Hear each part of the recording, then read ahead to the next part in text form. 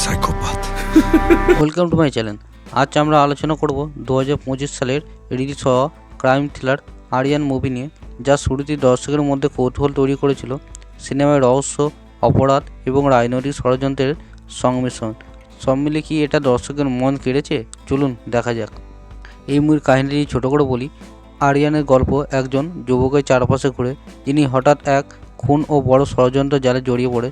সিনেমার মূল আকর্ষণ হলো কীভাবে সে নিজের বুদ্ধি, সাহস এবং বিচক্ষণতার মাধ্যমে অপরাধ ও রাজনৈতিক জালে টিকে থাকে। এই মুভি যদি ক্যারেক্টার এবং পারফরমেন্সের কথা বলি, বিষ্ণু বিশাল চরিত্র জলজেটে ফুটিয়ে তুলেছেন। দর্শক সহজেই তার সাথে সংযুক্ত করতে পারবে। সিলভা রাঘবন তার আন্তঃসারী চরিত্র শক্তিশালী উপস্থিতি দেখিয়েছেন। রাগিনা তার পারফরমেন্স খুবই ভালো দিয়েছে। সমস্ত চরিত্রগুলো ভালো অ্যাক্টিং করেছে। এই মুভির ডাইরেকশন স্ক্রিন প্লের কথা বলি, পরিচালক পারভিন থ্রিলার ও ক্রাইম ড্রামার ভারসাম্য বজায় রাখতে চেষ্টা করেছেন। ফার্স্ট হাফ টেনশন এবং রহস্যময় ভালো বজায় থাকে। এই মুভির সঙ্গীত এবং টেকনিক্যাল দিকে কথা বলি, ব্যাকগ্রাউন্ড স্কোর খুবই ভালো করেছে। সিনেমাটোগ্রাফির সাসপেন্স তৈরি করতে যথেষ্ট, তবে কোনো বড় ভিজুয়াল নেই। এই মুভি যদি পজিটিভ দিকের কথা বলি, বিষ্ণু বিশালের অ্যাক্টিং খুবই ভালো, থ্রিলার এবং ক্রাইম খুবই ভালো করেছে। ফার্স্ট হাফ টেনশন ধরে রাখতে সক্ষম হয়েছে।